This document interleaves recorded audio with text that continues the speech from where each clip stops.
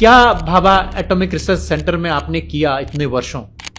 देखिए, मुझे काम दिया गया था एक सोर्स डेवलप करने का जो सर्वाइकल कैंसर को ठीक करे। सवाल ये है कि 2 साल के बच्चे को भी कैंसर हो जाता है। कैंसर का मुख्य जो जड़ है वो विस्फोट कहाँ से होता है? पेट में एसिड बनेगा जलन के मारे, पेप्टिक अल्सर होगा, स्टमक कैंसर होगा, डेथ। और हम डर के जीते हैं तो पहला सिम्टम आएगा कॉन्स्टिपेशन। कर्क्यूमिन अकेला केमिकल है जो फाइट करता है कैंसर से। कर्क्यूमिन सबसे ज्यादा कहाँ पाया जाता है? हल्दी में। हल्दी में। और उसका बाप कहाँ पाया जाता है? कैंसर। सबसे ज्यादा कर्क्यूमिन गोमूत्र। भाभा का बड़ा साइंटिस्ट गोमूत्र पर भरोसा कर रहा है, ये थोड़ा अजीब तर्क नहीं? गड़बड़ कहाँ पर है? डायबिटीज कहाँ से हो रहा है? सपोज आपने सवेरे नाश्ता चाय पी उठते ही साथ, तो उस चाय में शक्कर है और दूध है, ये ग्लूकोज बनाएंगे या नहीं बनाएंगे? बनाएंगे ना। तो अब ग्लूकोज बन रहा है तो पैंक्रियाज चुप बैठेगी। आपको भी एक बार डायबिटीज हुआ, आपने बिना गोली खाए ठीक कर ली। 2024 में हुआ डायबिटीज, तो मैंने बोला अच्छा मौका मिला, करो एक्सपेरिमेंट। अब मुझे अगर आप पूछे कि डायबिटीज कैसी बीमारी, मैं बोलूँगा बहुत अच्छी, भगवान सबको हो जाए। मेरे को झटका लगा एटम बम पे काम करने के बाद ऐसे सवाल।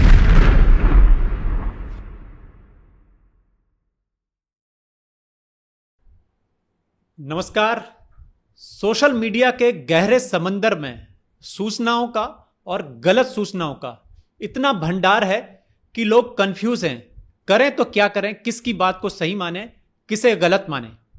ऐसे में उम्मीद का एक ध्रुव तारा बनकर RN वर्मा जी हमारे सामने आए हैं, जो भाभा एटॉमिक रिसर्च सेंटर से जुड़े हैं और पूर्व वैज्ञानिक रहे हैं, जिनका कैंसर पर 20 साल तक रिसर्च रहा, जिन्होंने अर्थराइटिस पर काम किया, जिन्होंने डायबिटीज पर लोगों को बहुत सही जानकारी दी और उनके बताए दावों को, उनके बताए नुस्खों से लोग बहुत फायदा हुआ। और सबसे जरूरी विषय गाय, जिस पर उन्होंने 2 बुक लिखी, जिनके नाम है गौ रसायन और विश्व युग के आरोग्य। तो ऐसे RN वर्मा जी से आज मैं आपको मिलाने जा रहा हूं, जो एक सच्ची तस्वीर रखेंगे बहुत कठिन और जघन्य बीमारियों पर। शुरुआत हम उनके साथ कैंसर से करेंगे, लेकिन सबसे पहले RN वर्मा जी का मैं स्वागत करूंगा, जिन्होंने भाभा एटॉमिक रिसर्च सेंटर को कई साल दिए और जो परमाणु बम बनाने वाली टीम उसके भी सदस्य रहे। बहुत ही अनुभवी और बहुत ही जरूरी व्यक्तित्व के धनी हैं और आज उनसे मैं ये चर्चा करने जा रहा हूं और जो पूरे समाज के लिए बहुत ही उपयोगी साबित होगी। सर, आपका बहुत बहुत स्वागत है मार्टी इंडिया के इस ऐसे पॉडकास्ट में जिसमें सच्ची जानकारी पहली बार लोग सुनेंगे। शुरुआत का जो पहला विषय होगा हमारा कैंसर, जिस पर आपका 20 वर्षों तक एक अनुसंधान रहा, रिसर्च रहा।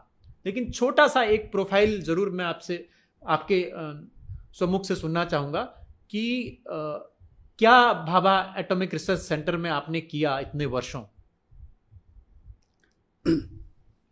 देखिए, मुझे काम दिया गया था एक सोर्स डेवलप करने का जी, जो सर्वाइकल कैंसर को ठीक करे। लेडीज की जो ओवरी होती, जहाँ बच्चादानी होती, बच्चादानी का कैंसर। जी।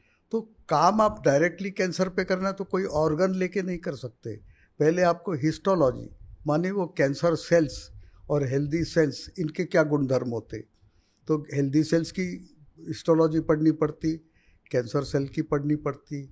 और जो मेरे अनुभव में आया उसका सारांश मैं ये बोलूँगा कि भले कैंसर ओवरी का हो, यूट्रस का हो, ब्रेस्ट का हो, प्रोस्टेट का हो, कोई सा भी कैंसर हो, सारे कैंसर सेल्स के गुणधर्म एक, और वो प्रिंसिपल गुणधर्म संख्या बढ़ाओ और हेल्दी सेल्स को खाओ और अपन जीवित रहो। इसलिए एडवांस स्टेजेस में ये कैंसर जो जिनको होता है उनका वजन बहुत कम होना चालू हो जाता। जब कैंसरस सेल की संख्या बहुत बढ़ जाती तो वो हेल्दी सेल्स को खाते खाते एक ऐसी अवस्था आती कि ऑर्गन भी फेलियर होने चालू हो जाते और डेथ होती। जी। ये बेसिक रहा है। जी। इससे रिलेटेड अब आप कोई स्पेसिफिक क्वेश्चन पूछें। जी, मैं ये जानना चाहूँगा, सर्वप्रथम हम बहुत ही छोटे छोटे और बेसिक सवालों की बात करें ताकि लोगों को आई ओपनर बने ये जो हमारी चर्चा हो रही है। तो सबसे पहले आप बताइए कि कैंसर वाकई में है क्या, और कैंसर क्या आज से बहुत पहले होता था या ये पिछले 100-150 साल की खोज है?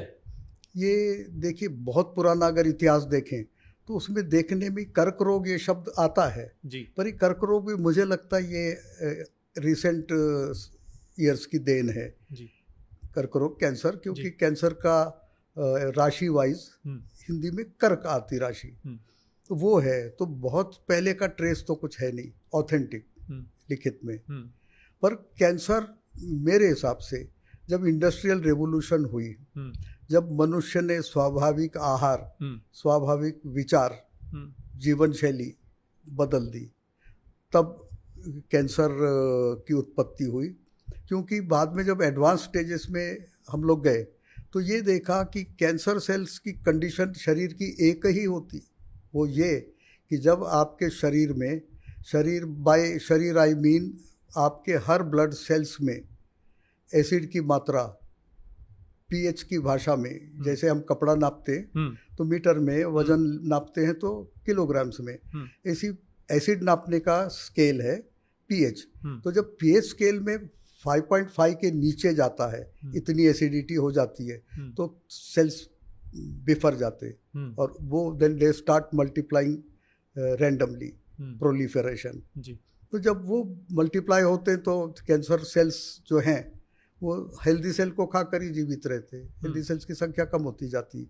तो पहली कंडीशन कैंसर की ये है कि आपके ब्लड में एसिडिटी हो, वो ब्लड एसिडिटी आपकी जाए एक्स्ट्रा सेल्यूलर फ्लूइड में, उधर से जाए सेल्स के अंदर।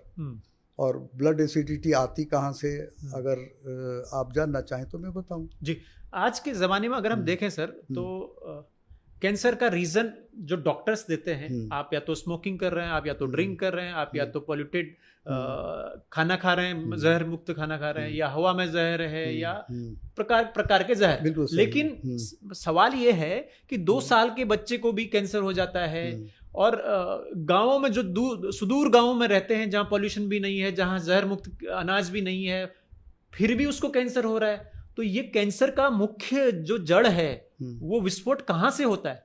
देखिए, कैंसर के लिए 3 कंडीशन मेंटेन होती है जिससे आता है। अब बात आपने कही कि सिगरेट, बीड़ी वगैरह वगैरह, ये सब रीजंस एक्चुअल रीजंस नहीं है जी। जब आप डिटेल्स में जाते तो आपको समहाउ रूट हम आगे बता देंगे कि जब तक सेल्स के अंदर एसिड की मात्रा ना बढ़े, एसिड की मात्रा बढ़ने से क्या होगा, तो cells work on enzymatic reactions, उनके अंदर एंजाइम्स होते, तो enzymes are highly pH sensitive. जरा सा भी एसिड की मात्रा घटी बढ़ी, ये एंजाइम काम नहीं करते, और सेल का तो मेन रोल है एंजाइम पर। तो आपने एसिड पहुंचाया, पहला कारण, तो वो सेल फंक्शन गड़बड़ाया, एंजाइमेटिक रिएक्शन खराब हुई। दूसरा कारण, अगर किसी मनुष्य को खाना खिला दिया जाए तो अच्छा है। रसगुल्ले की बात करूं तो 4 रसगुल्ला खुशी से खाएंगे, 10 खिलाओ तकलीफ होनी चालू हो जाएगी, 100 खिलाओ हॉस्पिटलाइजेशन होगा। तो क्यों हुआ? जब मनुष्य का पेट एक्सेसिव फूड को सह नहीं सकता, उसे डायरिया लग जाएगी या उल्टी हो जाएगी या गैस्ट्रोएंटराइटिस हो जाएगा। तो सोचिए कि जो हमारे सेल्स है, ultimate unit of our body, उसमें अगर आपने ज़बरदस्ती बहुत सारा पोषण, खाना, कार्बोहाइड्रेट, फैट, प्रोटीन, मिनरल्स पहुंचा दिए तो वो कैसे नॉर्मल फंक्शन कर सकेगा। और तीसरा कारण है जो आज का रिसेंट है, जो बहुत बढ़ता जा रहा है जी। वो ये पाया गया है कि जब भी आप गुस्सा करते हैं तो आपके पेट में एसिड रिलीज होता है। अच्छा। द्वेष रखते हैं, जलन, डेफिनेट रिलीज होता है पेट में। वो तो आमतौर पे बोला भी जाता है कि देखो उसका पेट जलता है हमारी प्रोग्रेस देख के। तो पेट जलता माने क्या होता? हाइड्रोक्लोरिक एसिड सिक्रीट होता है। और डर रखें तो आजकल ये फैक्टर भी कैंसर कॉजिंग है। मैं यहाँ पे अगर आपकी परमिशन है तो एक एग्जांपल देना बिल्कुल चाहूँगा। सर, बिल्कुल। तो रोहित जी, दिल्ली में मैं और डॉक्टर शर्मा जी जो बैठे, हमने क्लिनिक खोली थी, तो वहाँ पे कैंसर पेशेंट आई जी। उनको जब मैंने उनकी रिपोर्ट पढ़ी तो लिखा था श्रीमती XYZ जैन। तो मुझे पिक्चर क्लियर हो गया अब मेरे को तो उनके मुंह से निकलवाना था, सीधे सीधे बोलेंगे नहीं, तो मैंने उनको ट्रिगर किया। मैंने बोला कितनी शराब पीती हो? चेहरा तन गया। मैंने बोला बीड़ी सिगरेट तो चलती ही होगी, कितनी बीड़ी फूंकती हो? On the verge of bursting. तीसरा सवाल मैंने पूछा, भांग गांजा भी चलता होगा? वो बोली मैं जैन हूँ। मैं लो मुझे मालूम है, मैं आपके मुंह से यही कबूलवाना चाहता हूँ, मॉडर्न साइंस को ये बताना चाहता हूँ कि ये जैन महिला हैं, इनका भोजन, जैन धर्म का भोजन बहुत सात्विक और समय अनुसार, और ना कोई भी बीड़ी सिगरेट जो व्यसन जिसको बदनाम किए जाते कि इनकी वजह से होता है, वो इनमें एक भी नहीं था। तो फिर क्या था? तो जब मैंने इनको उकसाया तो ये बोली कि मैं जैन हूँ। मैंने बोला मुझे मालूम है, मैं यही आपके मुंह से जानना चाहता हूँ आपको कैंसर हुआ क्या? मैं आपको 3 ऑप्शंस देता हूँ। एक, क्या क्रोध में जलती रही या द्वेष में जलती रही? आगे बोलने के पहले ही वो बोली मैं द्वेष में जलती थी। मैंने बोला मैं आपको ठीक करूँगा, राहत तो बहुत दूंगा, मेरे को ये बताइए एग्जैक्ट। तो बोली मेरी शादी हुई और मैं सांवली हूँ, मेरे पति हैंडसम है, टॉल हैंडसम गुड पर्सनालिटी, और शादी के बाद मुझे पता चला कि he is in live in and 2 बच्चे हैं, और वो मेरे को देखते नहीं। भाई 10-15 साल मैंने इसलिए सहा कि बहुत बड़ा बिजनेस ऑर्गेनाइजेशन है, ऑर्गेनाइजेशन की बिजनेस की ये इफेक्ट ना पड़े, तो मैंने सब सहा। और फिर मैं बीमार हो गई। मैंने बोला फिर क्या हुआ? बोले कैंसर। मेरा ये कहना है रोहित जी कि कैंसर अन्य कारण होंगे तो होंगे, आज के ज़माने के ये विकार, क्रोध, द्वेष, ये भी काफ़ी हद तक जिम्मेदार है। और भय भी बोलूँगा। रेक्टम कैंसर का मेन रीज़न है विकार, डर। जो आदमी डर के जिएगा, जो आदमी जलन में जिएगा, जो आदमी गुस्सा करेगा, उसका अल्टीमेट रिजल्ट होगा, अल्टीमेट, बीच की अलग है। जैसे क्रोध वाले हैं तो इनको पहले ब्लड प्रेशर बढ़ेगा, हाइपरटेंशन, फिर इनके हार्ट के प्रॉब्लम्स आएंगे, coronary artery blocking, heart attack आएगा, ब्रेन स्ट्रोक आएगा, death, paralysis and finally death. Same चीज़ अगर हम इसको ट्रेस करें, द्वेष में रहते हैं तो पेट में एसिड बनेगा जलन के मारे, पेप्टिक अल्सर होगा, स्टमक कैंसर होगा, डेथ। और हम डर के जीते हैं तो पहला सिम्टम आएगा कॉन्स्टिपेशन। जिसको जो बोले कॉन्स्टिपेशन तो उनको आप बेधड़क बोलिए आप स्ट्रेस में हो और डर के हो। तो पहला कॉन्स्टिपेशन, फिर पाइल्स, फिर ब्लीडिंग पाइल्स, फिर फिशर, फिर फिस्टुला, फिर diverticulosis, ulcerative colitis, rectum cancer, डर के कारण, एंड डेथ। तो अब मैं क्या बोलूँ आपको कि कैंसर का तो सर ये क्या आपके इन 20 वर्षों का जो आपने स्पेशली कैंसर पर अनुसंधान किया, उसमें ये मुख्य बिंदु रहे कि आपकी रिसर्च के दौरान? नहीं। तो ये कहाँ से अनुसंधान, मतलब ये बातें कहाँ से आई? क्या हुआ, मैं रिटायरमेंट के बाद मेरे को राजीव दीक्षित जी के संपर्क में आए जी। तो उनने संसार छोड़ने के पहले मुझे बिना कारण फ़ोन करके बोला मेरे विचारों का प्रचार प्रसार आप करना। क्योंकि मेरी उनकी टेलीफोन पे बात होती थी लंबी लंबी। तो मैंने आश्चर्यचकित है, भाई राजीव दीक्षित ऐसा क्यों बोल रहे? दोबारा बोला, फोन उनके पिताजी ने लगा के दिया था। तिबारा बोला तो मैं जल आ गया। मैंने बोला राजू भाई करूँगा ना, और 10 घंटे के अंदर न्यूज़ मिलती टीवी में कि राजीव दीक्षित इज़ नो मोर। तो फिर अब नो मोर, तो मुझे राजू भाई के विचार का प्रचार प्रसार करना है। तो मैंने फिर शुरू किया प्रचार प्रसार। देखा भाई लोग मजाक उड़ाते थे। हाँ, वो इसीलिए शायद एक भाभा जैसे संस्थान में वैज्ञानिक, एटॉमिक टीम का सदस्य, वो एक तरीके से गौ वैज्ञानिक के साथ बहुत ही जमीन आसमान का तालमेल है। ये साइंटिफिक बात करते हैं, ये एक अपने अनुसंधान के हिसाब से बात करते हैं। तो वो ये बातें आपको कैसे कबूल किया? क्या तथ्य सामने थे? मैं आपको ट्रू स्टोरी बोलूँगा जी। मुझे सबसे पहला ऑफर दिया गया रोटरी क्लब जी। रोटरी क्लब में आते हैं engineers, doctors, businessman, top class जी। उधर पे मैंने राजू भाई के विचारों का ये करा जी। भाई 1.5 घंटे बाद पानी पीना चाहिए। तो मेरे को पूछा क्यों? तो मैंने बोला अग्नि बुझ जाती है। तो एक हंसी, ग्रुप हंसी। बोला अच्छा वो अग्नि काय की रहती है? लकड़ी की, कोयले की, या इलेक्ट्रिकल फर्नेस या क्या। हम्म, मेरे को झटका लगा एटम बॉम्ब पे काम करने के बाद ऐसे सवाल भी ऐसे, आई गल्प डाउन। दूसरा सवाल भी ऐसे ही था, तो मैंने वाइंड अप किया। उधर से आया 1.5 साल में अंडरग्राउंड, मैंने पूरा चिकित्सा छान डाला और उसके बाद मैं उतरा। तो मेरे एक भी सवालों का आज तक कोई डॉक्टर साइंटिस्ट क्रॉस क्वेश्चन नहीं कर सका कि no this is not wrong और this should be this way, never. 30 episodes दिए हैं पारस टीवी में जी, 18-20 दिए हैं यूट्यूब में जी। उसके बाद भारत भर में लेक्चर्स दिए हैं चिकित्सा आरोग्य के ऊपर जी जी, और पुस्तकें लिखी 3-4 जी, एक पेटेंट भी कराया। और इन सब के बाद मुझे रियलाइज़ हो गया कि जनता को सही जानकारी नहीं दी जा रही है। तो मैं रिसेंट की बात हाँ, ये बिल्कुल, ये इसीलिए जनता को सही जानकारी नहीं दी जा रही है। इसलिए माटी इंडिया ने ये कोशिश की है, ये मुहिम उठाई है कि सच्ची और अच्छी जानकारी मिलेगी, ताकि लोगों को आयुर्वेद पर या हमारे जो पुरानी तकनीक्स रही हैं किसी भी गंभीर रोग का इलाज करने को लेकर, उसकी जो भी पद्धति है उसकी सही जानकारी मिले और झूठ को अवॉइड करना शुरू कर दें लोग।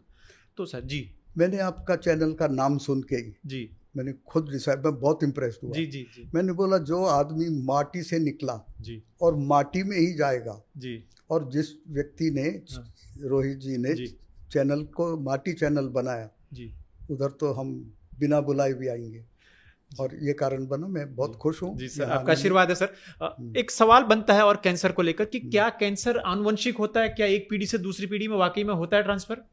देखिए कि क्या रिलेशन है भाई जी, आनुवंशिक किस बेस पे बोलते हो जी? कहता है एक अगर आनुवंशिक है जी, माने जीन के थ्रू एक जनरेशन से दूसरे में आता है जी, तो then it should be contagious also जी, कि मुझे कैंसर है तो मेरे साथ जो रहते उनको भी होना चाहिए। It is never the case. एक उदाहरण देना चाहूंगा, रामकृष्ण परमहंस जी और विवेकानंद जी सब जानते हैं जी जी। रामकृष्ण परमहंस जी को कैंसर हुआ और वो लंग्स का शायद कैंसर रहा होगा, मुझे मालूम नहीं। तो वो खून की उल्टी करते थे, कफ निकलता था और हमेशा वो डांटते थे इनको, विवेकानंद जी को, अरे दूर रहो तुम उड़ेलने मत जाओ, छुओ नहीं। थोड़ी देर देखा, थोड़ी दिन, एक दिन क्या किया, थूकने दिया, थूका, कफ है, खून है, उठाया जग। He knew that cancer is not contagious. He knew that cancer cannot progress from one generation to another generation through genes or so-called whatever modern science says. I have no objection in telling. They are free to express their view. मेरा view cancer पे ये है, unless until आप हर cell का, कोशिका, जैसे matter में ultimate चीज़ है एटम, ऐसे शरीर में अल्टीमेट चीज़ है सेल। हर सेल में आप अगर इतना एसिड ना भर दें जी कि वो बैड होके मल्टीप्लाई होना चालू किए, तब तक कैंसर नहीं हो सकता। तो क्या जो मॉडर्न जो मेडिसिन हैं उनके अत्यधिक इस्तेमाल से ऐसी संभावनाएं प्रबल होती है? बिल्कुल होती है। अच्छा, ऐसा कुछ रिसर्च भी हुआ है? ऐसी कोई मेडिसिन नहीं जी जो एसिड ना उत्पन्न करती हो पेट में। क्या कारण है कि हर प्रिस्क्रिप्शन में, आधुनिक चिकित्सा के हर प्रिस्क्रिप्शन में सवेरे बोलेंगे, सवेरे उठ के ये दवा भूखे पेट लेनी। क्यों भूखे पेट लेनी और ये दवा क्यों लेनी? They will not tell. वो होती एंटासिड, क्योंकि उनको मालूम होता है इसके बाद जो हम मेडिसिन परोसने वाले इस व्यक्ति के पेट में बहुत सारा एसिड बनाएंगी, तो उसको न्यूट्रलाइज सवेरे ही कर दो, एक्स्ट्रा एसिड। तो दवाइयों में एसिड बनाने की क्षमता है, और एसिड आगे जाके जब सेल में पहुंच जाता तो कैंसर का कारण बनता ही है। तो आजकल ये देखने में भी मिलता है कि हो सकता है पहले भी ऐसा ही होता हो, 4th स्टेज में क्यों पता लगता है ज्यादातर लोगों को? उसके जो फर्स्ट, सेकंड, थर्ड स्टेज के सिम्टम्स हैं, हाँ। सारा खेल सिम्टम का है जी। तो फर्स्ट, सेकंड, थर्ड के सिम्टम, सर्दी, खांसी, जुकाम, बुखार, डिफरेंशिएट नहीं कर सकते डॉक्टर्स कि ये किस लिए है। लगेगा फ्लू के कारण है, कोई वायरस होगा, वायरल होगा, या अपर रिस्पायरेटरी सिस्टम में कोई इन्फेक्शन आया होगा। तो nobody can suspect that this is going to be cancer. Of late ऐसे कुछ निकला है कि स्टेज 3 में थोड़ा इंडिकेटर मिल जाता है, पर डिटेक्ट होने के लायक सिम्टम्स स्टेज 4 बनने के बाद ही आते, तब प्रोनाउंस हो जाते, प्रोनाउंस। फिर वजन घटना चालू हो जाएगा, भूख लगना बंद या कम, नींद नहीं आएगी, घबराहट रहेगी। तो फिर कहीं अगर प्रोजेक्शंस हैं, गठाने हैं, कुछ है, या अंदर के बॉडी के ऑर्गन्स का कुछ है, तो वो प्रेजेंटेबल सिम्टम बनते स्टेज 4 में। And stage 4 to death 6 months to 1.5 years। तो क्या कैंसर अगर हो जाता है तो लोगों के सामने आजकल कंफ्यूजन ये भी होता है कि किस पद्धति से वो अपना इलाज कराए, आयुर्वेद पे जाए, एलोपैथी पे जाए, या किसी थर्ड अपने रूटीन को बदलाव करे, क्या करे? ये जान लें कि किसी भी पैथी से जाएं तो उस पैथी में in the course of duration आपकी लाइफ क्या होती है। तो जैसे मैं बोलूँगा modern pathy, most modern pathy कौन सी, सब जानते हैं जी। उस कैंसर में सबसे पहले बोलेंगे कि कैंसर सेल जो मॉन्स्टर्स है, जो हेल्दी सेल को खाते हैं, उनकी संख्या कम करो। कैसे करेंगे? सर्जरी करो। But there is no common means available कि जब आप सर्जरी कर रहे हैं तो आप ऐसा एक एक एटम कैंसर का नहीं चेक कर सकते। आप रैंडमली बाय सम टेक्निक्स ये जान लेते हैं, हाँ यहाँ पे ज़्यादा है, यहाँ पे ज़्यादा, उतना पोर्शन कर देते। उसके आसपास के कैंसर जो हैं सेल्स वो बिखर जाते, वो भी स्प्रेड होते हैं। फिर अब वो स्प्रेड होना चालू करते, ब्लड सर्कुलेशन में आ जाते। वो बीज हैं, तो सर्कुलेशन में जहाँ कहीं गए, अटक गए, फंस गए, उधर वो बीज है, वृक्ष बन जाएगा। तो इस तरह कैंसर ओरिजिनल साइट से ट्रैवल करता है। तो पहली बात तो ये है, सर्जरी करके संख्या कम करो। फिर देखते हैं संख्या कम हो गई, हाँ हो गई, पेशेंट को पूछे how do you feel, fine. बहुत फर्क पड़ जाता पहले सर्जरी में, लेकिन इन ए शॉर्ट स्पैन दो cells multiply and come to original population या डेंजरस पॉपुलेशन। फिर क्या करोगे? फिर टारगेटेड कीमोथेरापी दे दो। कीमोथेरापी इज ए हाईली ये डेंजरस केमिकल बोलूँगा कि जो इतने सारे सिम्टम्स देता है, काम करता है। काम क्या करता है? ऐसा नहीं कि पूरे कैंसर सेल निकाल दे, नो नेवर, वो वही करेगा, मेजॉरिटी निकाल देगा, जला देता है। क्या करता है? केमो, टारगेटेड केमो मार देगा बस। लेकिन आप किस किस को मारोगे? आपको पहली बात पहचानोगे कैसे कि ये वो कहाँ तक है, फैला कहाँ तक है? जहाँ कॉन्सेंट्रेटेड फॉर्म में है वो तो मालूम हो जाएगा, लेकिन स्कैटर्ड है थोड़े से कैंसरस सेल्स जो अगर ब्लड सर्कुलेशन में आए तो कहीं भी पैदा हो जाएंगे, उनको कैसे जानोगे? तो केमो अच्छी है लेकिन साइड इफ़ेक्ट्स बहुत है। केमो ब्रेस्ट कैंसर के लिए डेफिनेटली सक्सेसफुल है इन मेजॉरिटी ऑफ द केसेस। ऐसे मिले मेरे को कई केसेस जिनने बोला कि नो, डिस्पाइट टेकिंग केमो हमको तो फिर भी कैंसर हुआ और मृत्यु हुई, उनके हस्बैंड वगैरह बोलते। तीसरा होता है रेडिएशन देना। रेडिएशन में आप दे रहे हो तो रेडिएशन जहाँ जहाँ से पास होगा, रेडिएशन क्यों दे रहे हैं? क्योंकि कैंसर सेल को मारना है।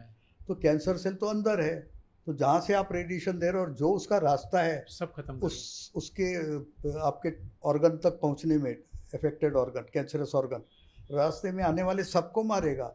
क्योंकि radiation can not differentiate between cancerous cell and healthy cells, good and bad कोई वो नहीं करता। हाँ, तो वो सबको मारता आता है कि नेट रिजल्ट संख्या कम हो गई। फिर 2 महीने 3 महीने में फिर सेम सिम्टम्स आ जाएंगे। तो अब ये आपकी मैंने ट्रैक बताया जी। तो लेकिन ये अब इसमें भरोसा क्या, हम अपनी पुरानी पद्धतियों के जरिए इसमें इलाज की कुछ उम्मीद है? देखिए, या किसी विशेष प्रकार के उसमें है? अगर आप साइंस को देखें, मॉडर्न साइंस जी, वो क्या बोलती है कि कर्क्यूमिन अकेला केमिकल है जो फाइट करता है कैंसर से। कर्क्यूमिन सबसे ज़्यादा कहाँ पाया जाता है? हल्दी में। और उसका बाप कहाँ पाया जाता है? कैंसर सबसे ज़्यादा कर्क्यूमिन गोमूत्र। मैंने खुद ऐसे केसेस हैंडल किए कि जिनको मैंने गोमूत्र और गोबर एंड गोबर का लेप शरीर को और गोमूत्र, काफ़ी दिन तक उनको खींची 2-3 साल की लाइफ, कई जगह फैला हुआ कैंसर, और उनकी लाइफ कैसी थी? जब ये रूट से आप जाते हो, गोपैथी से, पंचगव्य प्लस एडेड विथ होम्योपैथी, तो आपको क्या रिजल्ट मिलता है? कैंसर जिस स्पीड से बढ़ रहा था वो एरोप्लेन की स्पीड थी।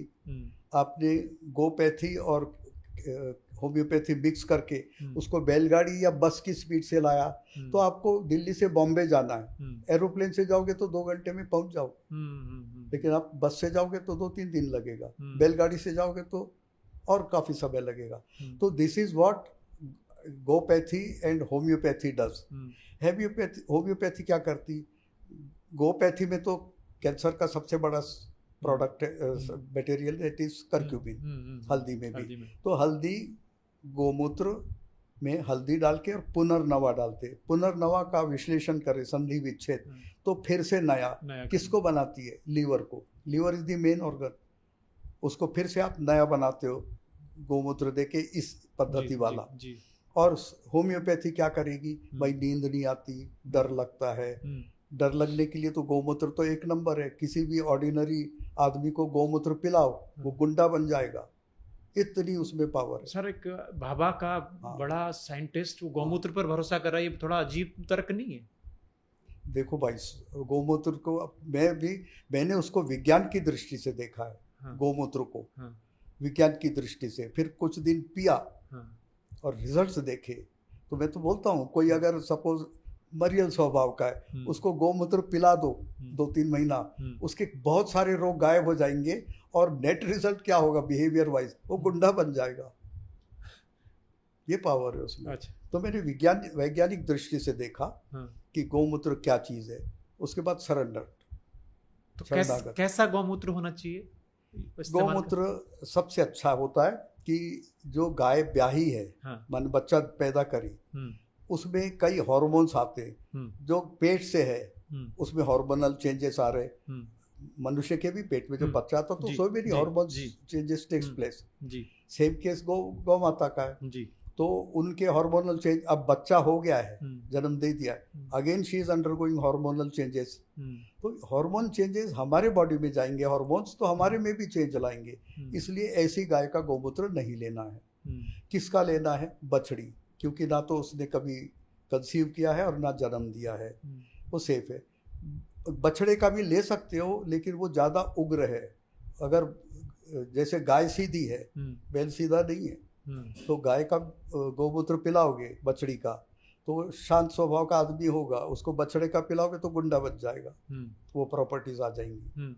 तो फिर इस गोमूत्र को दिन में 2 बार लेना चाहिए, क्वांटिटी 30 ml, और डायरेक्ट गोमूत्र है तो 30 ml, उसमें हल्दी पुनर्नवा डाल देना है, दिन में 2 बार दीजिए। मेरा ऑब्जर्वेशन, मेरा एक्सपीरियंस बोलता हूँ, बहुत अच्छे रिजल्ट्स मिलते। फिर आप केमोथेरापी, सॉरी ये होम्योपैथी दीजिए। ऐसे समय आपको ऑर्गन स्पेसिफिक भी देनी है। ऑर्गन स्पेसिफिक मैंने गले का कैंसर है तो गले की स्पेसिफिक, पेट का है तो पेट की, रेक्टम का है तो रेक्टम की, वो दो।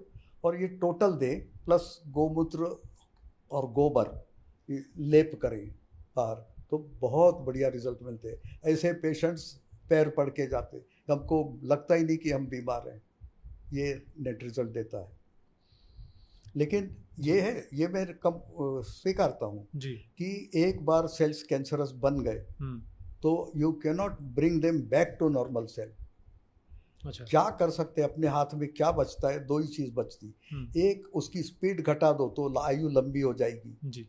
और दूसरा, पेशेंट की क्या रिक्वायरमेंट होती है? भाई मुझे कष्ट है, वो कष्ट निकाल दो होम्योपैथिकली। नींद नहीं आती, होम्योपैथी दवा दे दो। तो क्या सर ऐसे हो जाता है कि मन के हारे हार है, मन के जीते जीत? वो तो काफ़ी हद तक जी, क्योंकि बिना उसके, जहाँ आपने घिच्ची डाल दी, सरेंडर कर दिया, घुटने टेक दिए, तो जो केमिकल रिलीज होंगे बॉडी के, दे विल नॉट हेल्प। हमारे शरीर में ऐसा सॉफ्टवेयर डाला है भगवान ने कि हम कोई सी भी स्टेज से कोई सी भी स्टेज तक आते हैं। अभी उसका एक उदाहरण दूंगा, मैंने पुस्तक में लिखा है ये जी।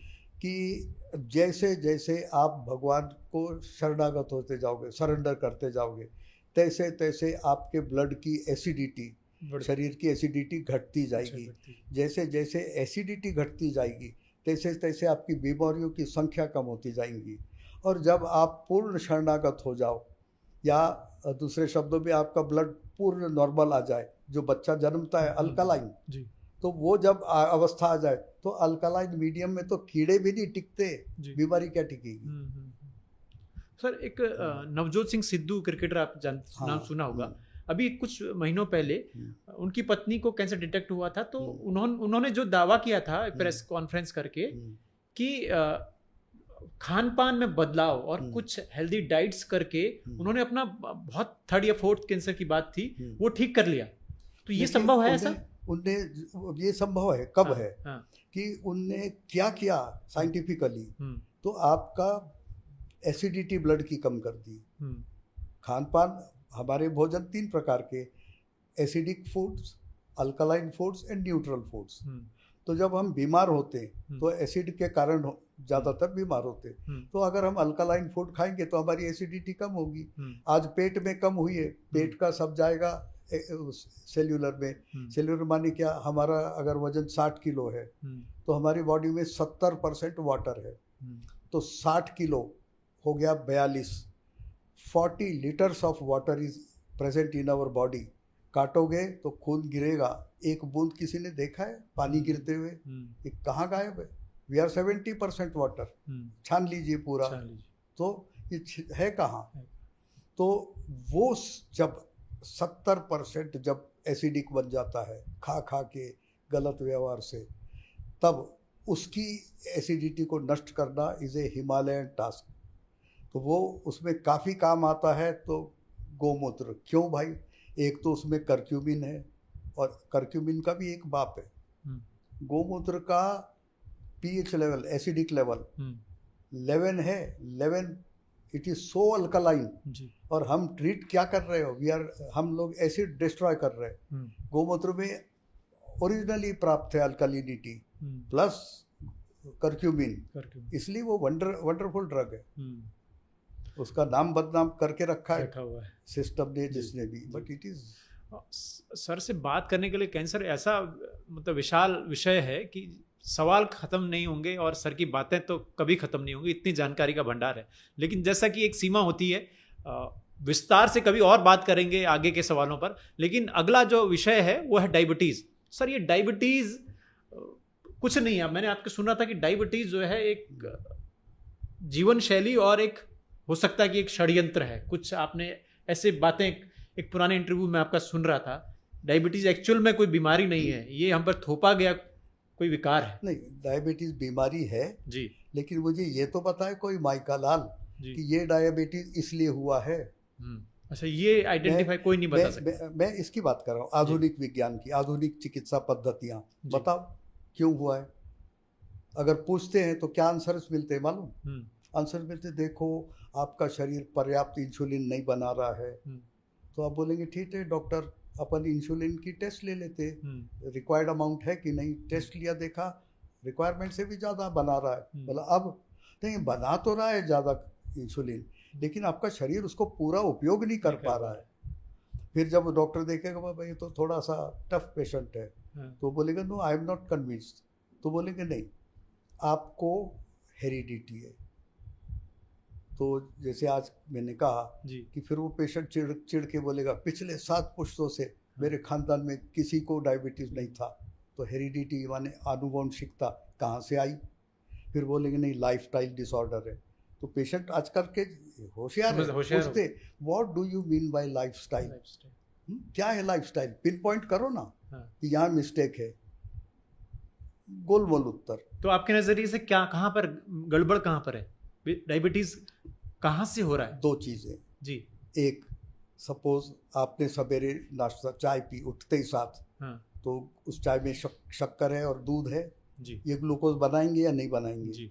बनाएंगे ना। हाँ बिल्कुल। तो अब ग्लूकोज बन रहा है तो पैंक्रिया चुप बैठेगी, वो बटन ऑन कर देगी, अरे भाई ग्लूकोज आ रहा है और सैनिक तैयार रखो इंसुलिन। उसने इंसुलिन बनाना चालू किया। विडम्बना ये कि आपने एक बार पैंक्रिया की बटन ऑन कर दी तो 5-6 घंटा वो चलाएगी ही मशीन, उसके पहले बंद नहीं होती। अब ये आपने 8 बजे लिया तो हम 5 ही घंटा लेते, 4 घंटा लेते, चलिए 4 घंटा पैंक्रिया की बटन काम करती रहेगी। 8 बजे आपने लिया है, 12 बजे तक पैंक्रिया काम कर रही। 8 बजे खाली चाय ली, 9 बजे नाश्ता लिया, तो 9 में 4 घंटा ऐड करिए, 1 बज गया, 1 तक नॉन स्टॉप काम कर रही है। फिर 9 के बाद आपने 10:30 कुछ फ्रूट्स ले लिए, तो 10 और 4 14, 2 बजे तक का आपने काम पे लगा दिया पैंक्रिया को। 12-1 बजे खाना खाया, उसका 4 घंटा ऐड करिए, शाम के 4 बज गए। लाइक दिस अगर आप कैलकुलेट करोगे तो सोते हैं 10 बजे और वो भी दूध पी के, तो 10 माने 4 घंटा ऐड करिए, 2 बज गए, तो पैंक्रिया बोलती है मैं रेस्ट कब लूँ, तुम तो खा के सो जाते हो, मेरा क्या। और एक फटीग नाम की चीज़ हो जाती, वो पैंक्रिया स्टार्ट्स एरेटिकली बिहेविंग। तब होता क्या है कि इंसुलिन बना है, इंसुलिन का रेजिस्टेंस डेवलप हो गया है, माने ग्लूकोज बना है, इंसुलिन बना है, इंसुलिन ग्लूकोज को कान पकड़ के ले जाके हर सेल के अंदर पुश कर देता है। लेकिन सेल ने क्या किया, देखा ये सवेरे की झंझट है, 8 बजे से चालू हो जाते, घड़ी हर आधे घंटे 1 घंटे 2 घंटे में ग्लूकोज ला के फेंक देते मेरे सेल में, वो दरवाज़ा बंद कर देता है, गो टू हेल। अब दरवाज़ा बंद हो गया, आपने खाना नहीं बंद किया है, इंसुलिन बढ़ना पैंक्रिया ने बंद नहीं किया है, तब क्या होगा, ब्लड में ग्लूकोज लेवल भी बढ़ रही है, इंसुलिन भी बढ़ रही, आपको बहुत सारे सिम्टम सीवियर डेवलप हो जाएंगे। डॉक्टर के पास जाओगे, बोलेगा अरे तुमको तो वेरी हाई डायबिटीज़ है, 400 शुगर लेवल है रैंडम, तो वो दवा देगा माने क्या करेगा, खाली ग्लूकोज को जबरदस्ती गुंडागर्दी से सेल्स के अंदर घुसा देगा, जाओ भाड़ में। इंसुलिन का क्या, this insulin then starts damaging. तो एक बार इंसुलिन की वो इंजेक्शन लगाने की अगर हैबिट हो जाती है तो क्या होता है? नहीं, वो अलग डायबिटीज है, टाइप 1 है। टाइप 1 होती है, उसमें किसी का कुछ गलती नहीं है, ये खाली इनबॉर्न जनरली छोटे बच्चों में पाई जाती। वही पेट में जब था गर्भकाल में क्या खाया है उसकी माँ ने, और गर्भ से जन्म लेने के बाद क्या दूध दिया है, किस दूध में पाला है, वो सारे कई कारण बन जाते, तो उनका इंसुलिन खराब हो जाती। एक बार इंसुलिन खराब हो गई तो आपको लाइफ लॉन्ग इंजेक्शन लेना पड़ता है। अब नया कुछ डेवलपमेंट सुनने में आया है कि नया डेवलपमेंट किया है जहाँ पे टाइप 1 भी कंट्रोल में लाया जा सकता है। तो मैंने सुना कि आपके एक इंटरव्यू में कि आपको भी एक बार डायबिटीज हुआ, आपने बिना गोली खाए ठीक कर लिया। मुझे चिड़ी आई, देखिए मुझे 2006 में आर्थराइटिस हुआ, तो मैंने बोला तुम ऐसे बड़े बड़े काम कर सकते लेकिन आर्थराइटिस ठीक नहीं कर सकते। नो, चेक करा लिया, क्या है, rheumatoid arthritis, go to hell. I cured arthritis है, नॉट ओनली क्योर्ड, आई पहले टाइम मैंने 2006 में मेरा हुआ था, 10 के लगभग मैंने अनाउंस कर दिया कि खराब से खराब घुटना भी, जिसको घुटना बदलना है, आवश्यकता नहीं है, थोड़े से इससे आप आर्थराइटिस से बाहर आ सकते हो। फिर वो एक तेल डेवलप किया, दवाई डेवलप करी, दवाइयाँ तो सब मिलेंगी सामने बैठे, और जो तेल डेवलप किया that is internationally being sold. आप अगर गूगल में या फ्लिपकार्ट कहीं टाइप करें, नी सोल ऑयल, नी माने घुटना, सोल माने उसका solution, knee sol oil doctor R N. Verma, आपको कहीं भी नेट पे आ जाएगा, फ्लिपकार्ट और अमेजोन से आपको मिल जाएगा। फिर 2024 में हुआ डायबिटीज, तो मैंने बोला अच्छा मौका मिला, करो एक्सपेरिमेंट, इसमें भी एक्सपेरिमेंट। आपदा में अवसर है, आपदा में अवसर ढूंढ लिया। 37 साल तो भाभा में नौकरी करी, और मेरी पोस्ट बिगिनिंग से डे 1 से डे एंड तक खाली रिसर्च रहा है। I never did anything else other than research. तो बस लग गए उसके पीछे, खाता था टेस्ट लेता था, खाता था टेस्ट लेता था, एक चार्ट बना लिया। अब वो चार्ट में देता हूँ लोगों को। और मेरी शुगर HbA1c 7.3 थी, घटती घटती पहले 3 मंथ में 6 पे आ गई, दूसरे 3 मंथ में 5.6 के आ गई। उसे 1 साल मेंटेन किया खान पान से, और डायबिटीज़ ठीक हुई। अभी सब मीठा खाता हूँ। आज डॉक्टर सोनी साहब के घर में उनने दबा के मीठा खिलाया। अब मजे की बात क्या है कि अब अगर आप मेरे को पूछें, टाइप 2 ही हुआ होगा, टाइप 2। अब मुझे अगर आप पूछें कि डायबिटीज़ कैसी बीमारी, तो मैं बोलूँगा बहुत अच्छी, भगवान सबको हो जाए। तो आपने जो चार्ट बनाया, सोचता हूँ इतना टेस्टी खाना मिलता है खाने को, और फिर भी शुगर नहीं बढ़ती। क्या चीज़ मैंने नहीं खाई, मशरूम वेजिटेरियन फूड में आता है। मशरूम बिरयानी, तली हुई तरी की सब्जियां, एक से एक चीले, सब फर्स्ट क्लास डाइट खाया। कभी मुझे लगा नहीं मैं डायबिटिक हूँ। एक काम करता था, खाने के बाद एक मुट्ठी भीगी हुई मूंगफली प्लस भुना हुआ चना वो खा लेता था, तो मेरे हर 2 घंटे के बाद जो क्रेविंग उठती है भूख की वो खत्म हो गई। 4 घंटे के पहले तो लगती ही नहीं भूख। और इस तरह मैंने काटा है। आज मजे में हूँ। मैं चाहता हूँ लोग इस विषय पर कुछ कैंप करा के जानकारी लें, और या हम खुद एक कैंप करेंगे आपके थ्रू। जी जरूर हम इनिशिएट करेंगे जी। तो सिर्फ आपके चाट में मूंगफली और ये चना ही था या कुछ और भी था चाट? नहीं, सारे भोजन थे। अच्छा। गेहूं का ग्लाइसेमिक इंडेक्स, थोड़ा सा बेसिक बता दें तो लोगों का। देखिए, गेहूं का ग्लाइसेमिक इंडेक्स है 70 जी, 60 प्लस है, एग्जैक्ट फिगर नॉट रिमेम्बरिंग। चावल का भी 60 प्लस है, लेकिन बाजरे का 13 है। तो मतलब हम 6 बाजरे की रोटी खाएं तब एक गेहूं की रोटी के बराबर शुगर बनेगी, और 6 कोई खा नहीं सकता। तो एक ऐसा बनाया है कि जिसमें, और सब्जियों का देखा शुगर कितना बढ़ाती। पहले मैंने खाना कैलोरी बेस्ड किया। भाई 2500 कैलोरी पर डे लगती है अपनी मशीनरी चलाने को, लेटरिन बाथरूम खाना पीना ऑफिस नौकरी। देखा उससे नहीं कंट्रोल होती। फिर I went by glycemic index, कौन कितना बनाता है, शुगर बनाने की क्षमता, उससे भी नहीं पकड़ बैठी। फिर आए ग्लाइसेमिक लोड पर, वो लोड के बाद बिल्कुल पकड़ बन गई। तो अब कैलकुलेशन कैसा था कि हमारे शरीर में digestive system, respiratory system, blood circulation, ये 24 घंटे जन्म से मरने तक चलता है। तो ये सारा एनर्जी खर्च करते। क्या फ्यूल है उनका? उनका ईंधन है ग्लूकोज। तो इतना ग्लूकोज तो आपको खाना पड़ेगा कि ये सारे सिस्टम चलाने के लिए लगने वाला पेट्रोल तो मिले। फिर आपका है नहाना धोना, घूमना फिरना, नौकरी, बिजनेस जो भी करते आप उसका।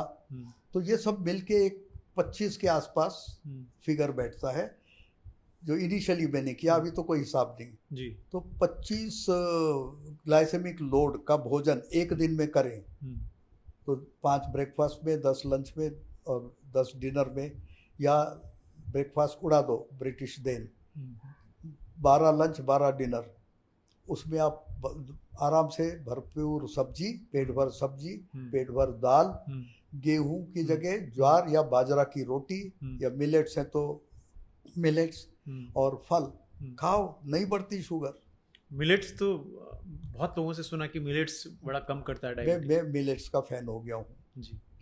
लेकिन क्या मिलेट्स थोड़ा बनाने में प्रोसीजर थोड़ा 6 घंटे भिगाओ तो उसके जो डेंजरस केमिकल्स हैं वो निकलेंगे। उसके बाद उसको बॉईल करो, कूल करो, फर्मेंट करो, तब जाके वो बनती है मास्टर दवा। इतना करने के लिए कोई तैयार है तो उनके लिए मिलेट से अच्छा कुछ नहीं है जी। अब मैं मिलेट्स ही खाता हूँ जी। मेरा रोटी क्या है, ज्वार या बाजरा की, चावल अनपॉलिश्ड, और उसके ऊपर भी खूब एक्सपेरिमेंट किए। फतेहाबाद से मेरे को मिलते हैं चावल ऑर्गेनिक, उसको उबालिए और ज़्यादा पानी में उबालिए, उसकी माड़ निकाल के फेंक दीजिए, तो मेजर स्टार्च निकल गया, शुगर बनाने वाली चीज़। फिर उसको दोबारा बॉईल करिए, कंटिन्यू करिए बॉइलिंग, सेकेंड टाइम भी फेंक दीजिए। ऐसे चावल को लेके मैंने मसाला और सब्जियां डाल के बढ़िया वेज बिरयानी खाई है, पेट भर भर के, और शुगर चेक किया, नहीं बढ़ती। अच्छा, ऐसा है। अच्छा, तो ये क्या वाकई में जो कहते हैं ना कि जो बेसिक है लोगों में, जो या कहें ट्रुथ या मिथ में से कोई एक चीज, कि भाई शुगर उसका बढ़ता है जो मीठा खाता है। गलत है। मीठे से शुगर बढ़ता है या आंशिक सत्य है? ऐसे केस मेरे रिलेशन में है। बहू के चाचा जिंदगी भर भरपूर शुगर खाया, और ऐसे हैं नॉर्थ मध्य प्रदेश के, मीठा सुबह से शाम तक लगता है। आँख खोलो तो मीठा चाहिए, पेड़ा चाहिए, ये चाहिए। तो मीठा इज नॉट द क्राइटेरिया। अगर मीठा से है तो दुनिया खा रही है। सबको क्यों नहीं होता डायबिटीज? डायबिटीज कब बड़ा बताऊं? जब से ये पिज्जा बर्गर खाओ, हाँ पिज्जा बर्गर खाओ और वेट घटाओ वाले भी लोग आजकल आए हैं। You are right. तो क्या ये जब से इंसुलिन का फंक्शन बिगड़ा, जब से आपके सेल इंसुलिन रेजिस्टेंट हो गए, हाँ। कितना सहेंगे? घड़ी घड़ी आप उनको कुछ ना कुछ खिलाते रहते हो। मैं तो बोलता हूँ डायबिटीज नहीं चाहिए, दिन में 3 बार खाओ ज़्यादा से ज़्यादा, 2 बार खाओगे बहुत अच्छा। एक कहावत है ना आप लोगों की कि 1 बार खाए योगी, 2 बार खाए भोगी, और 3 बार खाए रोगी, और चौथी बार जो खाएगा उसको दीवार पे चंदन के हार के साथ एकोमोडेशन मिल जाएगी, टंग जाओ दीवार पे। जी। तो सर मैं ये जानना चाह रहा था कि जो फिर ये डायबिटीज़ है, डायबिटीज़ का मैं आपका इंटरव्यू में ही एक चर्चा सुन रहा था कि डायबिटीज़ जो है, आपने एक गेहूं का एग्जांपल दिया, गेहूं का छिलका उतार दिया, वो अनाज हमारे समाज में आ गया। वो क्या बात आप बताना चाह रहे थे? देखिए अमेरिका में जी हॉस्पिटल्स में काफ़ी 2-3 दशकों के पहले की बात बोल रहा हूँ, हॉस्पिटल में जाओ तो दूसरे रोगियों को मौका ही नहीं मिलता, सब पेशेंट काय के इसके कॉन्स्टिपेशन के। तो उन्हें बोला कि जरा इंडिया में बोल, और जिसको पूछो भाई क्या कॉन्स्टिपेशन है, कितने जाते हो दिन में एक बार, वो बोल रहे 4 दिन में एक बार जाते। तो बोले दूसरे देश का भी हाल निकालो, तो कहीं 3 दिन में एक बार, कहीं 2 दिन में एक बार, कहीं रोज। भारत आए तो पागल हो गए और चिढ़ भी गए, बोले इधर तो 2 बार जाते। तो अमेरिका का दिमाग खराब हो गया। यानी वो गब्बर सिंह की भाषा के शोले पिक्चर ना, बड़े बहुत बेइंसाफी, जा का लिया देख ये करते क्या है। वो इधर आया तो देखा, रिसर्च किया, साल भर लगा, बोले सब का कल्प्रिट है ये गेहूं का छिलका। तो बोले निकालो, छिलका निकालो, खिलाओ इन्हें। और ना खिलाओ इन्हें क्यों, इनके लिए कोई नहीं है, भेजो अमेरिका। जो 4 बार जाते थे 4 दिन में एक बार, वो रोज जाने लग गए, और जो रोज दिन में 2 बार जाते थे, आज देख लो हाल क्या है। तो ये एक प्लान्ड वे में, planned, it is planned, all are planned. Even आपने बिगिनिंग में एक हिंट दी है बहुत बड़ी जी, वो डायबिटीज का शुगर लेवल जो है जी 80-120 आजकल बोलते हैं, 140 पोस्ट प्रेंडियल चाहिए जी, और 80 to 120 फास्टिंग चाहिए। इसको ने स्लैब थोड़ा घटा दिया दोनों का। पहले 160 था, उसको घटा के 140 पे लाया पोस्ट प्रेंडियल, और 120-25 था, उसको घटा के 100 ला दिया। क्या हुआ, बहुत सारे पेशेंट्स डिक्लेयर्ड डायबिटिक, हर आदमी डरता है, वो बेचारे चुपचाप गोली खाना चालू किए। और मैंने गोली क्यों नहीं चखी, मेरे को मालूम था एक बार अगर आपने गोली खा ली, शरीर को अभ्यस्त बना दिया, खुद का प्रक्रिया कभी रिवाइव होगी ही नहीं, वो अभ्यस्त हो जाएगी, गुलाम बन गए। तो मैंने छुई नहीं, और देता भी हूँ पेशेंट्स को, तो मैं होम्योपैथिक देता हूँ, उसका कोई एडिक्टिव प्रॉपर्टी नहीं होती, साइड इफेक्ट नहीं होता। तो अब सर हम अर्थराइटिस पे आते हैं, क्योंकि उस पर चर्चा करना बड़ा ज़रूरी है, और आपका बहुत आपके रिजल्ट ओरिएंटेड आपके मैंने प्रोग्राम्स के बारे में सुना है। तो डायबिटीज़ को लेकर आपका बड़ा तगड़ा दावा रहता है कि सिर्फ 2 कदम में मैं जो है समझ जाऊंगा कि तीसरा कदम चलने की जरूरत नहीं किसी भी शख्स को, कि इसको कौन सा अर्थराइटिस है। यस। तो वो 2 कदम में क्या आपकी फिलॉसफी रहती है, कैसे आप पहचानते हैं? चलिए बोल देते, आज तक किसी ने पूछा नहीं जी, और हमने भी बताया इसलिए नहीं कि भाई कुछ ट्रेड सीक्रेट नहीं, आज बताना पड़ेगा सर। हाँ ठीक है, चलिए आप मैंने बोला ना आपका चैनल माटी जी, भाई माटी से मूल्यवान कुछ नहीं, माटी से निकले माटी में ही जाएंगे जी जी। चलिए आपको बता देता हूँ, अगर कार्टिलेज घिस गया है, 2 हड्डी के बीच में जॉइंट में कार्टिलेज रहता है, इंसुलेटर या प्रोटेक्टिव लेयर, जिससे जब हम जॉइंट मोड़ते हैं तो उसमें एक हड्डी दूसरे हड्डी को टच ना हो, तो वो इंसुलेशन अगर घिस गया है तो अब अवस्था ही आ गई कि हड्डी हड्डी को टच हो रही है।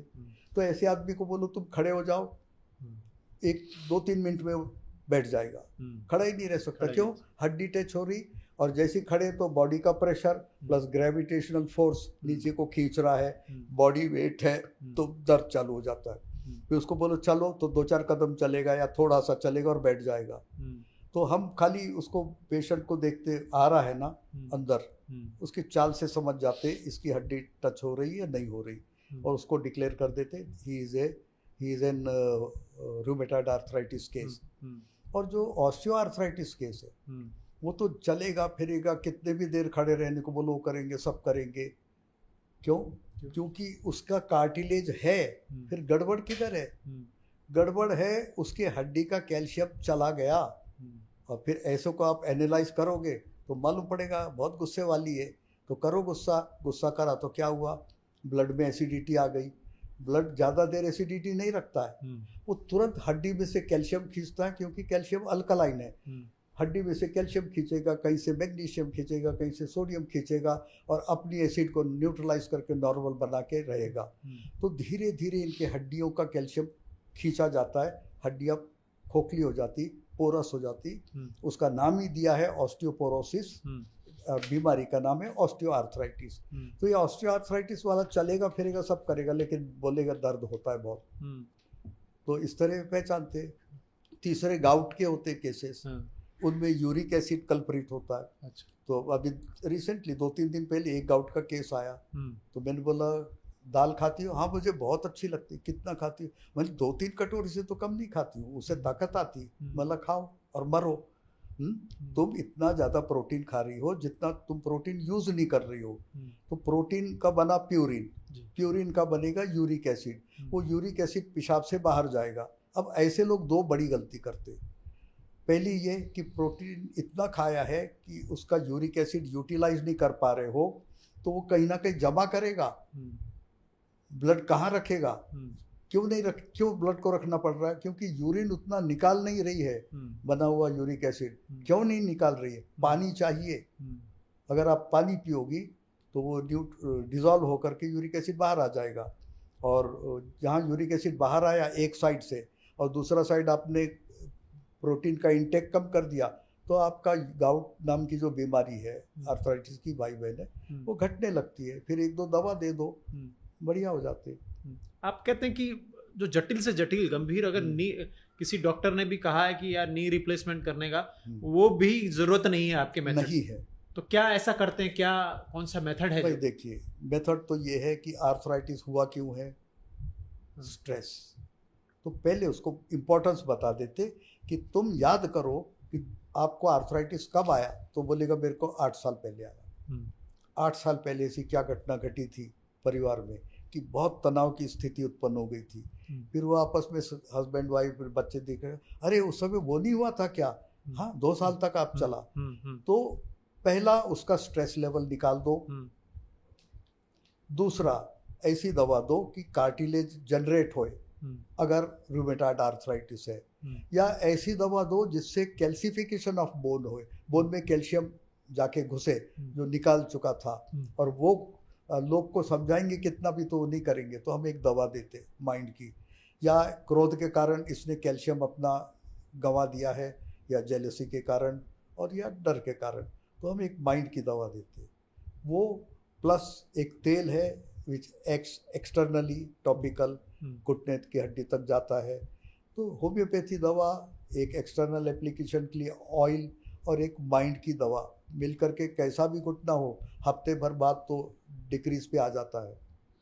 तो मेरे जीवन काल में मैंने एक घुटने को रिप्लेसमेंट तक नहीं जाने दिया। अच्छा।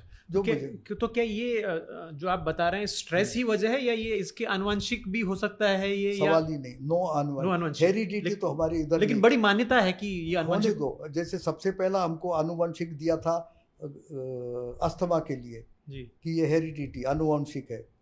तो हमने बोला ठीक है। तो राजू दीक्षित का ही मैं रेफरेंस दूंगा। उनने बोला 40 साल पुराना लाओ, मैं ठीक करता हूँ, और उनकी बताई दवा विधि मैं फॉलो करता हूँ। तो मैंने देखा मेरे संपर्क में भी जितने आए अस्थमा के, अस्थमा तो मामूली है, अनपढ़ को सिखा दो एक बार वो करने लगेगा। जिसको इतना बड़ा बना के रखा है, ब्रोंकोडाइलेटर देंगे, एंटी एस्मेटिक देंगे, एलर्जिक देंगे, कुछ जरूरत नहीं है। सादी चीज जो आपके घर में है उससे ठीक होता है अस्थमा। कैसे, क्या चीजें बताई दीजिए? कुछ सीक्रेट रोहित जी बता दीजिए, क्योंकि आपने बात छेड़ दी तो बताना पड़ेगा, क्योंकि लोगों को फायदा होना चाहिए, ये इसका मकसद ही है। देखो अस्थमा हुआ है, गोमूत्र पियो। अच्छा, रामबाण पहली कंडीशन, गोमूत्र इज ए मस्ट। उसके बाद शहद में दालचीनी का पाउडर 1 चम्मच अच्छे से घोल करके और उंगली से चाटो, 10 मिनट चाटते रहो तो सलाइवा और ये सब मिलके पेट में जाएगा। 40 दिन करना है। लेकिन है बड़ा, जब आप सवेरे उठोगे तो पहले पानी पियो, पानी पीने के 40 मिनट बाद गोमूत्र पियो, गोमूत्र पीने के 1.5 घंटे तक पेट में कुछ ना जाने दो, ना पानी का कण ना अन्न का कण। और उस 1.5 घंटे के बाद फिर ये दालचीनी प्लस शहद ले लो और इसको लेने के 1.5 घंटे तक कुछ नहीं जाने दो। सवेरे से उठे 40 मिनट वो, 1.5 घंटा गोमूत्र, 1.5 घंटा दालचीनी, 3 घंटे 40 मिनट पेट में कुछ मत जाने दो। आपका अस्थमा निकल जाएगा, निकल जाएगा। अब मेरे को ऐसे केसेस मिले, हम तो शहद नहीं ले सकते। बोला क्यों नहीं ले सकते? बोले मैं तो जैन हूँ। बोला भाड़ में जा। उसको गुड़ दिया, काम किया। फिर एक आया बोला कि हम गोमूत्र नहीं ले सकते। क्यों भाई? ये है। बोला गोवर्क ले लो। बोला गोवर्क भी नहीं ले सकते। मतलब जहनुम में जा, तू खाली यही ले ले जो बचता है, ठीक हो जाते। समय ज़्यादा लगता है। तो कहने का अर्थ है इट इज़ नॉट आनुवंशिक, इट इज़ नॉट जो इसका टैबू बना के रखा है, कुछ नहीं है। सरल रोग है, मोस्टली रिलेटेड टू माइंड। ये उन्हीं लोग को आता है कि शुरुआत में सर्दी खांसी होती थी और माँ उनको आधुनिक दवाइयाँ दे दे के दबाती थी। दबा के वो जो ब्रोंकस है वो खराब हो गया। एंड उसको अब कोई भी ट्रिगर मिल जाए तो वो कंस्ट्रिक्ट हो जाता है, हवा जा नहीं पाती तो सांस लेनी पड़ती, फिर यहाँ पे पिट पैदा होता है। उसको नॉर्मल कर दो।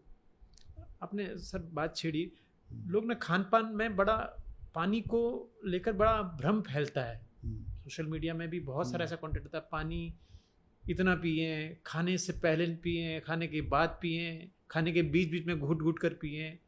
पानी का लॉजिक बहुत ही कंफ्यूज करता है लोगों को। देखिए, पानी को रात से ये करना चाहिए इम्प्लीमेंट जी। रात को अगर आपने भोजन के बाद 1.5 घंटे बाद पानी लिया तो जो पच के रस बना था वो ब्लड में चला गया, तो अब बचा हुआ माल है, लेट्रिन है, शिट है, उसे शरीर निकाल देगा। इधर आपने क्या किया? भोजन तो खाया, रस बनने दिया, पोषण बनने दिया, और पानी नहीं दिया। अब पानी नहीं दिया तो वो ब्लड में जाएगा कैसे? और ब्लड में जाएगा नहीं तो फिर अल्टीमेटली शरीर उसको लेट्रिन बना के निकालेगा।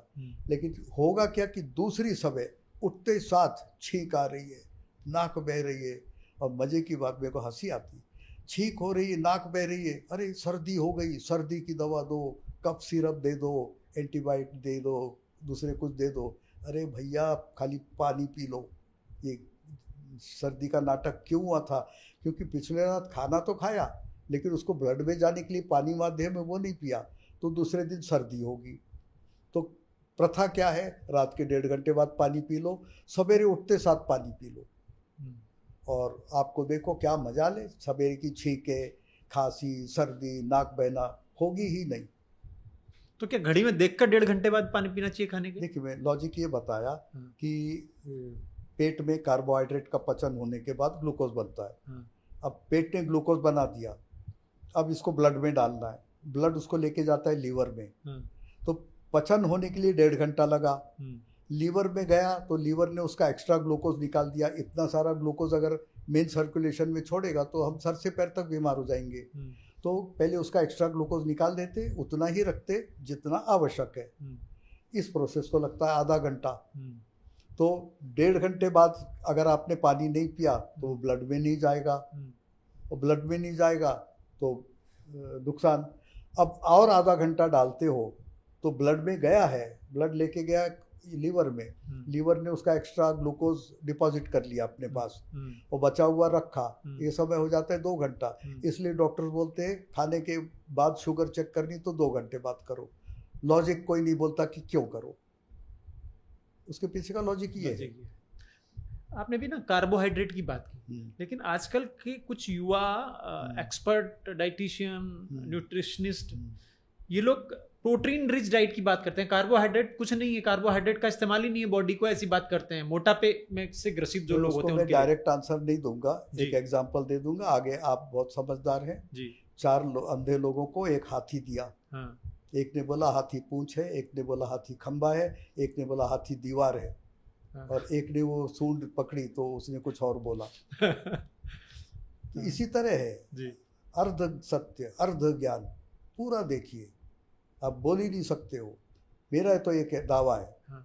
खाओ, खाली प्रोटीन खाओ, 6 महीने के बाद मेरे पास आना या रोहित जी के पास आना और बोलना मैं इतना हेल्दी हूँ, नहीं हो सकते। प्रोटीन कार्बोहाइड्रेट नहीं दे सकता। हाँ, ऐसे प्रोटीन्स हैं जो जड़ के नीचे पैदा होते, शकरकंदी है, आलू है, ये ऐसे सब्जियां हैं जिसमें कार्बोहाइड्रेट भी है। ये ऐसे कुछ प्रोटीन्स हैं जिनमें कार्बोहाइड्रेट भी है। बटर का दाना अच्छा प्रोटीन माना जाता है, लेकिन उसमें कार्बोहाइड्रेट भी है। तो इस तरह का अगर प्रोटीन खाएंगे तो जिसमें कार्बोहाइड्रेट रिक्वायर्ड अमाउंट ऑफ मिले तो कोई खतरा नहीं। अगर pure protein carbohydrate content minimum है या नहीं है तो मरना ही है उनको। उसके क्या सिम्टम्स हो सकते हैं? सिम्टम ये होंगे कि कार्बोहाइड्रेट अगर नहीं है तो हमारे शरीर को टेम्परेचर कौन मेंटेन करता है? ग्लूकोज। ग्लूकोज बॉडी में ऑक्सीडाइज होता है। ऑक्सीडाइज होने के बाद carbon dioxide, water and energy बनाता है। ये एनर्जी इंजन चालू करती, जो थर्मोजेनिक माने टेम्परेचर राइज करने वाला इंजन चालू करती। मरने के बाद वो इंजन बंद हो जाता है, तो इसलिए शरीर ठंडा होने लगता है। आपने देखा होगा, सुना होगा जी बिल्कुल, कि डेड बॉडी की टेम्परेचर बहुत होता है। क्यों है? क्योंकि थर्मोजेनेसिस का जो इंजन था वो बंद हो गया। तो कार्बोहाइड्रेट के बिना आप ये क्रिया कर ही नहीं सकते। दूसरा, सारी शक्ति सेल को किधर से मिलती? जैसे गाड़ियों का फ्यूल पेट्रोल है, कार का, ट्रक का, ऐसे सेल का फ्यूल है ग्लूकोज। और ग्लूकोज का सोर्स क्या है? कार्बोहाइड्रेट। आप कार्बोहाइड्रेट की बात करते हो, नहीं खाएंगे तुम मरोगे ही मरोगे। मतलब मोटे व्यक्ति को भी खाना तो है कार्बोहाइड्रेट, बिना आपका ग्लूकोज जनरेशन होगा ही नहीं। हाँ, शरीर में ऐसे प्रोसेसेस है कि जो जैसे लिपोलिसिस है, जो खुद एक चीज को दूसरे में कन्वर्ट कर देते हैं। जैसे आपका, अगर आपने खाना बंद कर दिया अभी तो शरीर मर जाएगा? नहीं मरेगा। क्या करेगा? जो भी ब्लड में एक्स्ट्रा ग्लूकोज है वो यूज करेगा। वो खत्म हो गया तो लीवर को बोलेगा निकाल, तुम्हारे पास ग्लाइकोजन के रूप में, उसको ग्लूकोज बनाएगा, उससे गाड़ी चलाएगा। वो खत्म हो गया तो आपके फैट, चर्बी, उसको कन्वर्ट करेगा ग्लूकोज में, उससे चलाएगा, वो भी खत्म हो गई। अब क्या करें? तो बड़े मांस जो है, जांग के, पुट्ठे के, ये हिप्स के, वो वाले मसल्स कन्वर्ट करेगा ग्लूकोज में। अब वो भी खत्म हो गए। इसे ऑटोफैगी बोलते, माने शरीर को, अपने ही शरीर को खाता है। तो फिर वो भी खत्म हो गए जो हैं, तो लीन मास पे आए, लीन मसल्स पे आएंगे। लीन मसल्स होते गर्दन पे, पसली में, वो भी खत्म हो गए। अब क्या करें? पिंजरा बन के रह गया, हार्ट के पास है, हार्ट को खाओ। और जब हार्ट को खाने लगते, खत्म हो जाते। तो कहने का अर्थ ये कि अगर आपने कार्बोहाइड्रेट बंद किया तो आपको ये रूट से जाना पड़ेगा। तो अब हमारा आखिरी चरण में हम लोग आ गए हैं, और आखिरी चरण में हमने गाय को रखा है। हालांकि वो सबसे प्रथम चरण होना चाहिए था, लेकिन गाय पर अब हम थोड़ा सा बात कर लेते हैं। शुरुआत गाय के, जो आराध्य, हम सबके आराध्य कृष्ण हैं। कृष्ण क्यों माखन चुराते थे? कोई लॉजिक है विज्ञान में? बहुत लॉजिक है, पूरा लॉजिक है जी। पहले तो ये भूमिका देंगे जी कि भगवान कृष्ण ने सृष्टि बनाई कैसे जी। आप बताइए। संकल्प से। तो माने आप पूछोगे संकल्प क्या है? भगवान ने मन में लाया, पहाड़ बन जाओ, नदी बन जाओ, प्लैनेट्स बन जाओ, सूर्य बन जाओ, गैलेक्सी बन जाओ, हो गया। और फिर आप बोलोगे अरे कैसे पॉसिबल है विदाउट मैटर? तो हम आपको बोलेंगे सपने देखते हो ना? हाँ देखते हैं। आप सपने में कार चला रहे हो और नोएडा में आए हो, तो आपको नोएडा की बिल्डिंग 3 डायमेंशनल रियल लग रही है या नकली माया लग रही है? रियल लग रही है। स्टीयरिंग हाथ में 3 डायमेंशनल लग रही है ये सारी। और फिर सपना टूट गया तो देखा ना सड़क पे कोई लोग है, ना कार है, ना नोएडा की बिल्डिंग है, अरे ये तो माया थी। ठीक वही चीज़ ये भगवान कृष्ण खेलते, इसलिए वो बोलते सब माया है। तो ये क्या करते कि अपने को अभी प्रतीत हो रहा है कि आप मुझसे बात कर रहे हैं, मैं आपसे कर रहा हूँ, ये सब स्टूडियो ये रियल है। जब मृत्यु काल आएगा तब आपको लगेगा सब सपना था। तो अब सवाल ये उठता कि जो भगवान संकल्प से सृष्टि बना सकते, वो अपने बाल काल में मक्खन क्यों चुराते थे? तो जब मक्खन चोरी की बात आई तो उसका एनालिसिस किया और ये देखा कि मनुष्य के ब्रेन का 60% structurally and material wise is nothing else but मक्खन। माने मक्खन एज इफ, ऐसा सोच लो कि ब्रेन निकाल के उसमें 70% मक्खन डाल दिया तो भी अतिशयोक्ति नहीं होगी, पर ऐसा नहीं होता, थोड़े चेंजेस लाने पड़ते। तो ब्रेन की कंपोजिशन में 70% मक्खन का भाग है। और फिर भगवान ने ये बोला कि पागलों, ये संसार में चोरी करने लायक हीरा चांदी सोना मोती आपका मैंने मटेरियल आपने जनरेट किया था, मैंने चुरा के पब्लिश कर दिया, ये सब नहीं है। मक्खन खाओ तो क्या होगा? बुद्धि मिलेगी, और बुद्धि मिलेगी तो सारे आजकल बुद्धि का खेल है। बुद्धि से नरेंद्र मोदी कहाँ पर है, बुद्धि से राहुल गांधी कहाँ है, देख लीजिए, बुद्धि से ट्रंप कहाँ है। सारा खेल संसार में बुद्धि का। अगर आपके पास बुद्धि है तो आप दुनिया की सब चीज़ प्राप्त कर लोगे। इसलिए भगवान ने मक्खन किया। अब दूसरा सवाल होता है कि क्या कहते हैं उनको, गोपिकाएं, वो दूध लेके जा रही, उसको देखते भी नहीं थे। अच्छा। लेकिन छाछ लेके जा रही, कंकड़ उठाओ फोड़ दो और छाछ गिरेगी तो पी लो। तो भाई इसका लॉजिक क्या था? तो इसका लॉजिक यूएसए से निकला। यूएसए में फुटबॉल मैच होती, वर्ल्ड कप हो रहा है। अच्छा। 40-45 मिनट खेला है, दौड़ा एक गोल पोस्ट से दूसरे गोल पोस्ट, पैर के काफ मसल्स खत्म हो गए, उसका प्रोटीन खत्म। अब 20 मिनट का इंटरवल मिला है। 20 मिनट में ऐसा कुछ करना है कि वहाँ पे प्रोटीन लॉस जो हुआ था वो रिप्लेनिश हो जाए। तो उनने उनका जो समझ है उस हिसाब से किया, बकरे का खिलाओ, घोड़े का मांस खिलाओ, शेर का खिलाओ, हाथी का खिलाओ, जो भी खिलाया होगा। लेकिन देखो 20 मिनट में वो ताकत नहीं आती प्लेयर में। तो ये इंडियन साइंटिस्ट, इंडियन लोग देख रहे थे वो सब तमाशा। वो बोले अरे हम तो दिन भर दंड बैठक लगाते और बीच बीच में जाके छाछ पी लेते, हमको कभी ये मसल क्रैम्प और हमारा प्रोटीन खत्म हो गया नहीं होता है। तो बोले ठीक है रिसर्च करो। बोले क्या करते हो? बोले हम सिर्फ छाछ पीते। छाछ पे एनालिसिस चालू हो गया तो देखा कि हाँ दम तो है। फिर पिलाया प्रत्यक्ष और टाइम नोट किया, पेट में पिलाया, वहाँ तक पहुँचने में time required is how much, 20 minutes. तो 20 मिनट्स का इंटरवल सेट किया और फिर छाछ पिला के ये दिया। मेरा ये कहना है, लोग पागल मैं नहीं बोल सकता हूँ, लोग मक्खन निकाल के मक्खन खा लेते, घी खा लेते। अरे जान तो छाछ में है। छाछ की परिभाषा जो शास्त्रों ने की कि बांझ को माता बना दे और नपुंसक को पुरुष बना दे, ये है छाछ। अब वो कैसे बनानी, क्या करनी, अगले पॉडकास्ट में देखेंगे। जी करेंगे। तो जैसे दही, छाछ, बटर मिल्क, तक्र, इन सब में सबसे बहुत फर्क है। और सबसे बेस्ट कौन सा है? बेस्ट है गाय माता का दूध।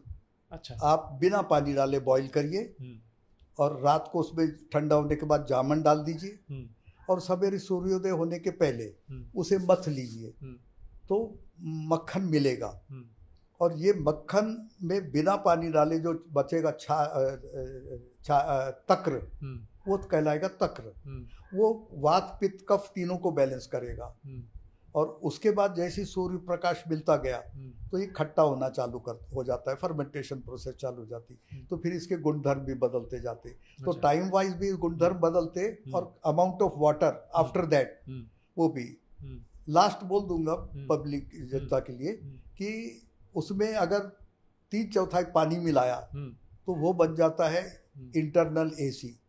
कितनी धूप हो गर्मी हो, उसमें मैं एग्जैक्ट अमाउंट भूल रहा हूँ, ऐसा ना करें कि उसे फाइनल ले लें। कहने का अर्थ ये कि उसमें पानी मिला के लेने के बाद शरीर बाहर कितना भी टेम्परेचर हो, अंदर शांति रहती है। तो उसके गुणधर्म बहुत सारे, पुस्तक मैंने लिखी है, उसको आप देख लीजिए। पुस्तक का नाम है गौ रसायन। तो आपको गाय पर इतना बड़ी पुस्तक लिखने का प्रेरणा कहाँ से मिली और क्या ऐसा सोच के आपने जब लिखा? मैंने कैंसर सेल पे देखा कि अमेरिकन रिसर्च आया था, we have striked a chemical which has capability of fighting cancer. क्या है भाई? करक्यूमिन। हम्म, तो मेरे को हंसी आई, हाँ, ये करक्यूमिन से तो भरा पड़ा है हाँ, अपना गोमूत्र, हाँ, और खाली कैंसर को ठीक करने के लिए करक्यूमिन खिलाते जाओ, कुछ नहीं होना है जब तक आप अल्कलिनिटी नहीं दोगे। और जब मैंने गोमूत्र का पीएच देखा, अल्कलिनिटी लेवल देखी इतनी हाई, मैं समझ गया इसमें ही दम है। फिर उसको और पावर बढ़ाने के लिए हल्दी डाल दी, उसमें भी करक्यूमिन। तो इस तरह मुझे मिला कि गौ पे रिसर्च करना जरूरी।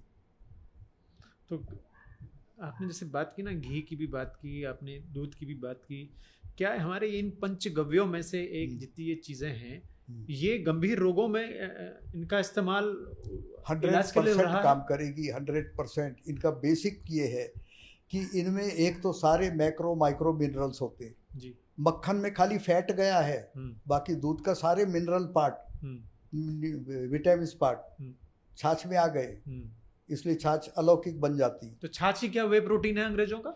छाछ ही अंग्रेजों का वे प्रोटीन है। और क्या?